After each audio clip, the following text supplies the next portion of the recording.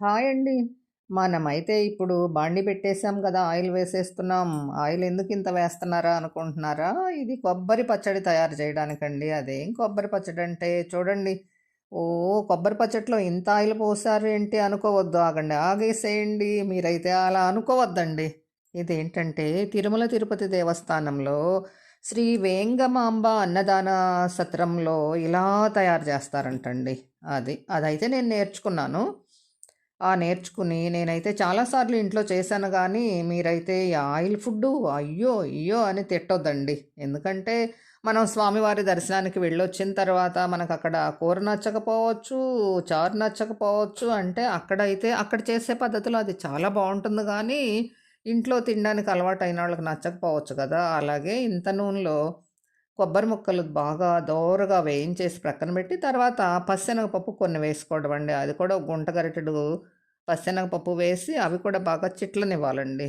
చిట్లనిచ్చి తీసేసి, ఇవి కొబ్బరి ముక్కలు ప్లస్ ఈ పచ్చెనగపప్పు కూడా తీసి ఫ్యాన్ కింద పెట్టి రండి ఎండుమిర్చి ఇంకా, ఇంకా ఎండుమిరపకాయలని అవి ఎండుమిర్చి మీరు తినే మంటని బట్టి మీ ఇంట్లో అలవాటైన ఆ కారం మీరు ఎంతవరకు తింటారో మీకు తెలుసు కదా! అంతవరకు వేసుకోండి.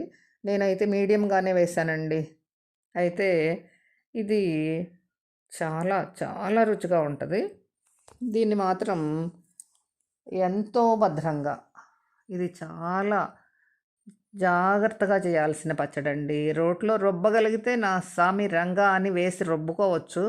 కాబట్టి ఈ ముక్కలు నలగాలంటే కొంచెం కష్టమే కాబట్టి మిక్సీకేసేయండి. అదే గ్రైండర్ ఉంటే రుబ్బురోళ్ళ పత్రం అంటారు చూసారా? అది ఉన్న దానిలో అయినా వేసి రుబ్బుకుంటే సేమ్ మీకు అలాగే వస్తది. అలాగే మనం తిన్న అన్నదాన సత్రంలో లాగా రావాలి అంటే ఇది కొంచెం బరగ్గా తీసుకోవాలండి. ఎండుమిర్చి ముక్కలు అదే కొబ్బరి ముక్కలు, ఎండుమిర్చి, పచ్చెనగపప్పు, ఉప్పు కూడా వేశాను. ఉప్పు మాత్రం జాగ్రత్త అండోయ్! కొంచెం చూసి వేసుకోవాలి. ఎక్కువయ్యే ప్రమాదం ఉంది. నేను తక్కువే వేశాను. కొంచెం పసుపు, చింతపులుసు కూడా కొంచెం పోసుకోండి.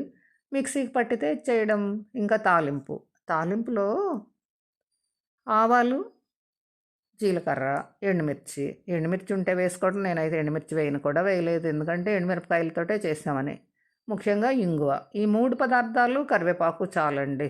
నాకు తెలిసి మీ ఇష్టం ఇంకా మిగిలినవి వేయగలిగితే వేసుకోండి. కానీ నేనైతే ఇలాగే చేశాను ఫ్రెండ్స్. చాలా బావుంది. అయితే ఆ ఇంగువ అంతే. ఇంగువ ఒకటి చాలు.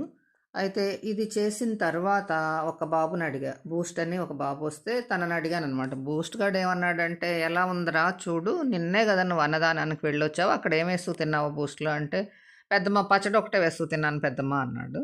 సరే ఉండు, ఉండు, ఉండు అని చెప్పి నేను వాడికి ఆ చట్నీ రుచి చూపిస్తే, "పెద్దమ్మ నిన్న తిన్న పచ్చడి ఎలా ఉందో ఇప్పుడు సేమ్ ఇది అలాగే ఉంది" అన్నాడు.